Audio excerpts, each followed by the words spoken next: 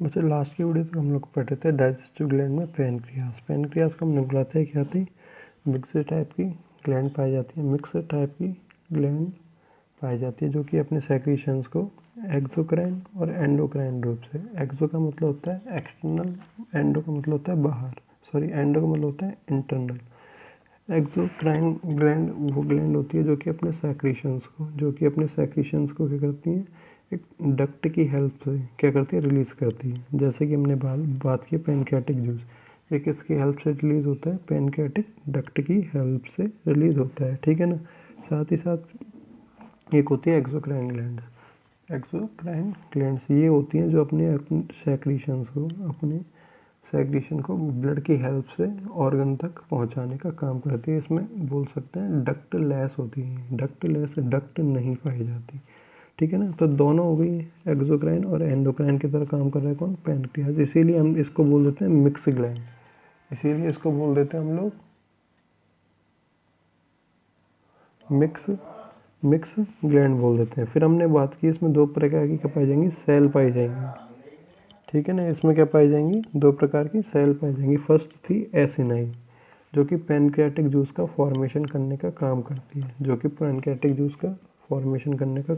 है, सेकंड होती है आइसलेट ऑफ लैंगरहैंस,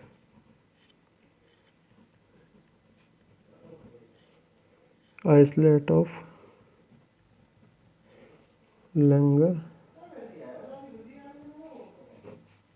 लैंगरहैंस, ठीक है ना। ये क्या होती है, एंडोक्राइन नेचर की होंगी, ये क्या होंगी, एंडोक्राइन नेचर की होंगी। अब इसमें भी क्या होंगी, डिफ्रेंशिएशन पाया जाता है सेल्स का। इसमें तीन प्रकार की सेल्स होती हैं। फर्स्ट होती है अल्फा सेल जो कि ग्लूकागोन हार्मोन को सेक्रेट करने का काम करती है। और जो ग्लूकागोन होता है हमारे ब्लड में ग्लूकोज की लेवल को इंक्रीज करता है, ठीक है ना। सेकंड होती है बीटा सेल जो कि इंसुलिन हार्मोन को सेक्रेट करती है। इंसुलिन हमारे ब्लड में ग्लूकोज के लेवल को कम करने का काम करेगा। थर्ड होती है गामा या डेल्टा सेल्स जो कि सेरोटोनिन हार्मोन को रिलीज़ करती हैं, सेरोटोनिन हार्मोन को रिलीज़ करने का काम करती हैं, ठीक है ना। तो इसको इस प्रकार से लिख सकते हैं, these are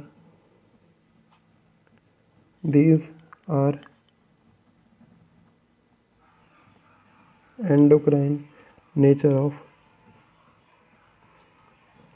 of cell group which are found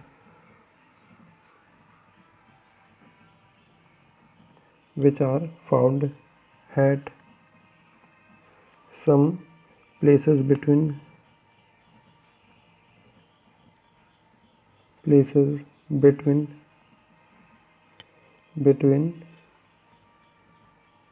acinine cell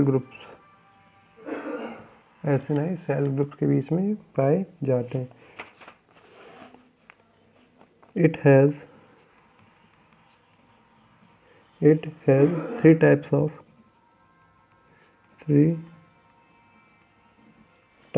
of endocrine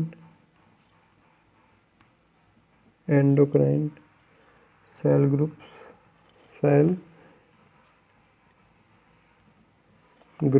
which secretes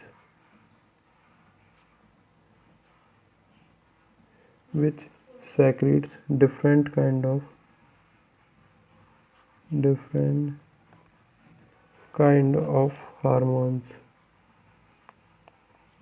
hormones. इसमें ए आता है alpha cell.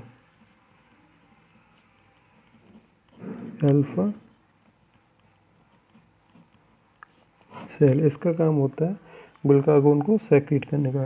It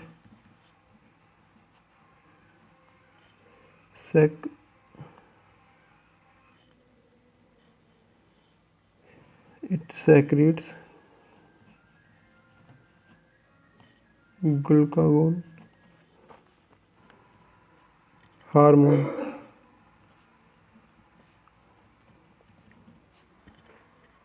which is responsible for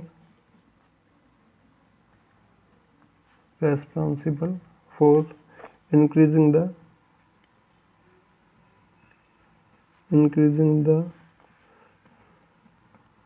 blood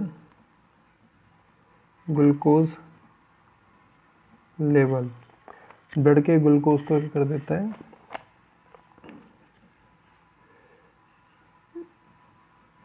glucagon proportional होगा किसके, ब्लड ग्लूकोज के। जैसे जैसे ग्लूकागोन की मात्रा बढ़ेगी ब्लड के अंदर, ये जो ब्लड का ग्लूकोज होगा ये भी क्या हो जाएगा, बढ़ता रहेगा, ठीक है ना, जो कि क्या करेगा, ज़्यादा मात्रा में हमारे क्या होगा, यूरिया के रूप में बॉडी से बाहर निकाल दिया जाएगा। तो सेकंड नंबर पे आती है बीटा सेल्स, बीटा सेल्स, ठीक है ना, ये इसके अपोजिट काम करती है हमेशा। ये क्या करती है, इसके अपोजिट काम करती है। It secrets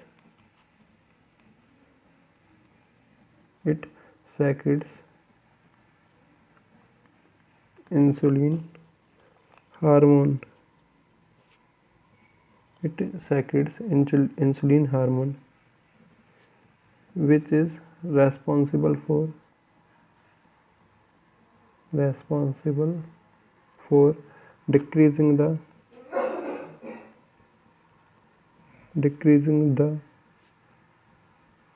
blood glucose level, ठीक है ना। यहाँ कह सकते हैं हम लोग, insulin is directly proportional to blood glucose, यहाँ पे इंक्रीज होगा, यहाँ पे डिक्रीज होगा, ठीक है ना। तो एक ये भी सेक्रेट होगा अल्फा सेल से, बीटा सेल से इंसुलिन, तो दोनों आपस में जब मिलेंगे, ग्लूकागोन और इंसुलिन क्या होंगे, जब आपस में मिलेंगे तो ब्लड ग्लूकोज का लेवल क्या बना रहेगा, बिल्कुल फिक्स बना रहेगा। ब्लड ग्लूकोज का लेवल क्या बना रहेगा, बिल्कुल फिक्स बना रहेगा। सी आता है गामा या डेल्टा सेल्स, गामा और डेल्टा सेल्स, ठीक है ना, डेल्टा सेल्स जो कि करते हैं सेरोटोनिन को सेक्रेट करने का काम करती है, ठीक है ना। इट सेक्रेट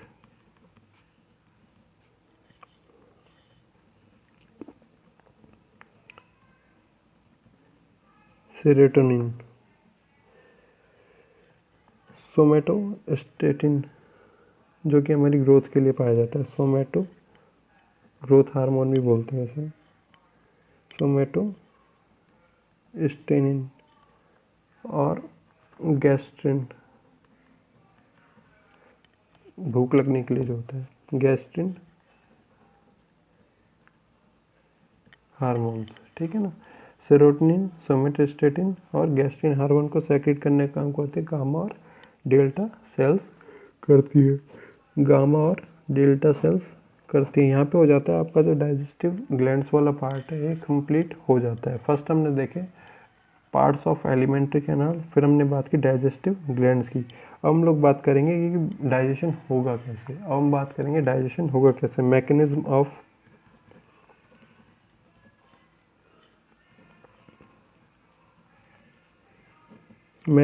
ऑफ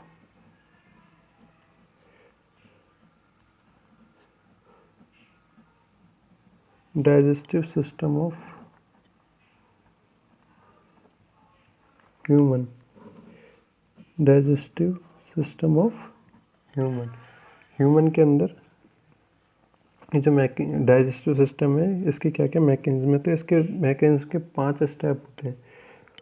इसकी मैकेनिज्म के क्या होते हैं, 5 स्टेप होते हैं। जैसे हम लोग फर्स्ट हमने काम किया, भोजन को लिया, फूड इनटेक करना, ठीक है ना, ये हो जाता है इंजेक्शन। फिर सेकंड नंबर पे आता है डाइजेशन, कि जो फूड था उसको हम लोग डाइजेस्ट कर लें, ठीक है।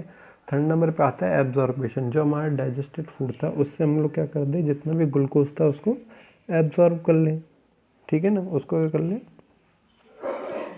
एब्जॉर्ब कर लें, ठीक है। अब फोर्थ नंबर पे आता है हमारा एसिमिलेशन, फोर्थ नंबर पे आता है हमारा एसिमिलेशन। एसिमिलेशन ये कहता है जो हमारा एब्जॉर्ब किया गया फूड है, ग्लूकोज है, ठीक है ना, ग्लूकोज के रूप में एब्जॉर्ब किया गया फूड था, ये कहाँ तक पहुँच जाए, हमारी ब्लड के थ्रू सेल्स तक पहुंच जाए। सेल्स तक ग्लूकोज को ले जाने का काम कौन करता है? ब्लड करता है। तो ब्लड के ज़रिए क्या हो जाए? सेल्स तक ग्लूकोज पहुंच जाए, जिससे उनको सेल्स को एनर्जी मिलती रहे। 5th नंबर पे आता है इजेशन। जितना भी अनडाइजेस्टेड फूड होता है, जितना भी अनडाइजेस्टेड फूड होता है या जो पच नहीं पाता हमारी बॉडी के अंदर, ठीक है ना, या कह सकते हैं हम लोग वेस्ट मटेरियल होता है, या कह सकते हैं हम लोग वेस्ट मटेरियल के रूप में पाया जाता है, उसको बॉडी से बाहर निकालना, उसको बॉडी से बाहर निकालना क्या कहलाता है? इजेशन कहलाता है। इजेशन कहलाता है, ठीक है ना। तो इसमें फर्स्ट प्रोसेस है इंजेशन, सेकंड प्रोसेस होता है डाइजेशन, थर्ड प्रोसेस होता है एब्जॉर्प्शन,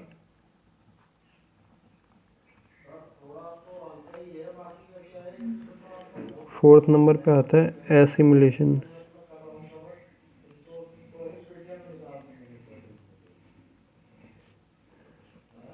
एसिमिलेशन,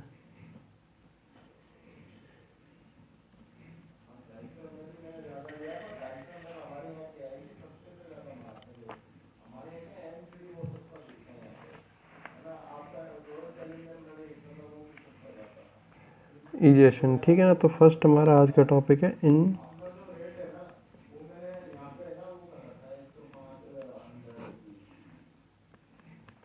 ठीक है ना, इंजेक्शन, ठीक है। तो हमने बोला है जो फूड को हम लोग ग्रहण करते हैं, लेते हैं, तो इसको इनटेक ऑफ फूड, इसको हम लोग बोलते हैं injection. The process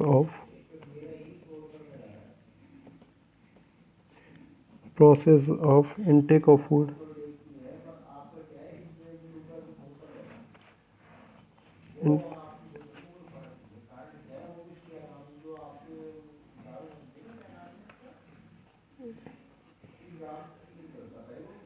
the process of intake of food by human and any other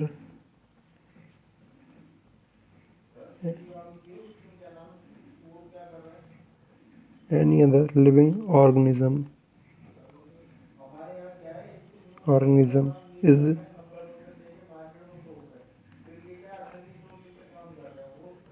known as injection, ठीक है ना। इंजेक्शन हमें क्या बोला है? जो हमारा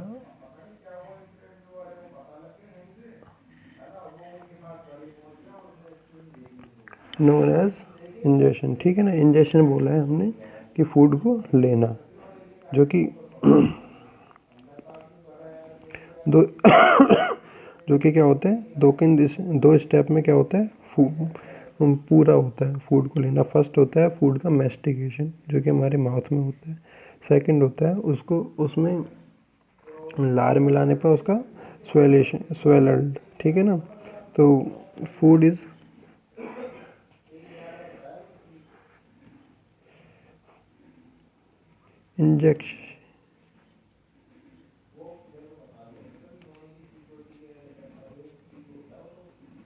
ingestion of food completes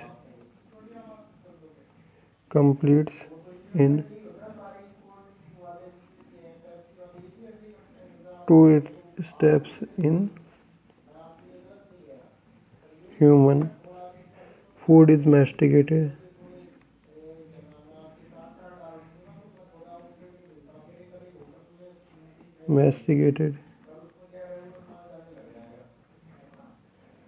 first step, and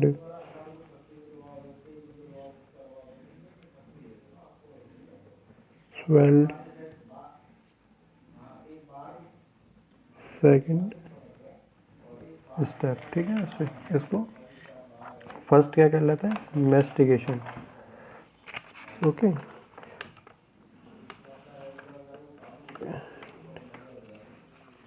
अब फूड को काटने का काम कौन करते हैं? इंसाइजर, जो टीथ होते हैं हमारे आगे वाले जो टीथ होते हैं, इसको काटने का काम करते हैं। Food is taken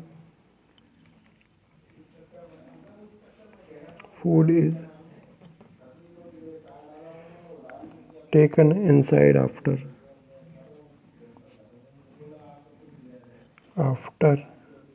cutting by incisors then it is masticated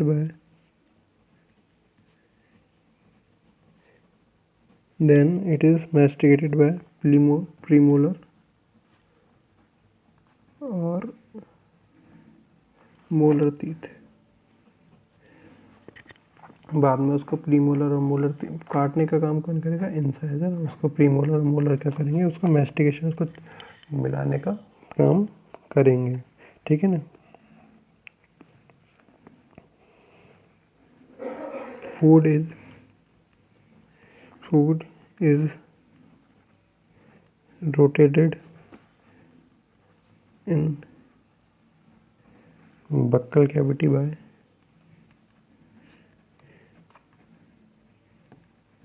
टंग। जीभ के द्वारा क्या किया जाएगा? फूड को मिलाया जाएगा। ठीक है ना, घुमाया जाएगा। पूरी के पूरी जो माउथ की कैविटी होती है, बक्कल कैविटी, माउथ कैविटी, ठीक है ना, इसमें and by the mixing of saliva food is converted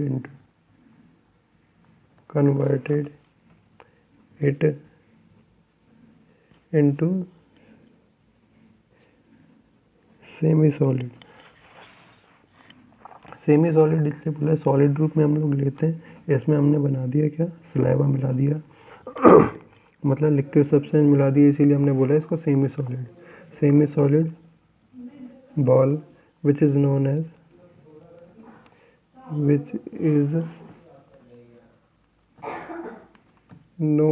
as bolus. अब हम लोग इस फूड को, ये सेमी सॉलिड रूप में माउथ में पाया जाता है, इसको बोलते हैं bolus. The process of mastication is completed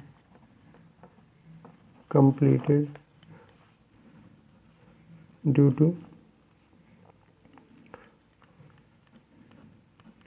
reflex action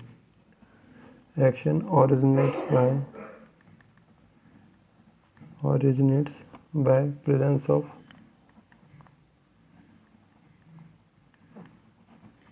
of food in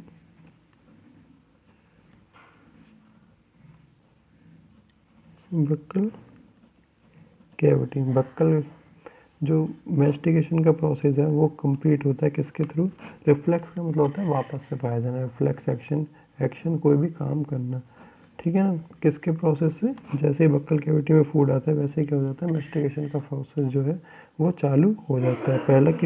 first process क्या था? बक्कल कैविटी में फूड का आना। ठीक है ना, उसका रिफ्लेक्स एक्शन क्या था? मैस्टिकेशन, जो कि बक्कल कैविटी के अंदर होता है, मतलब फूड का मिलाना। ओके, बाकी हम लोग देखेंगे नेक्स्ट वीडियो में। Thank you.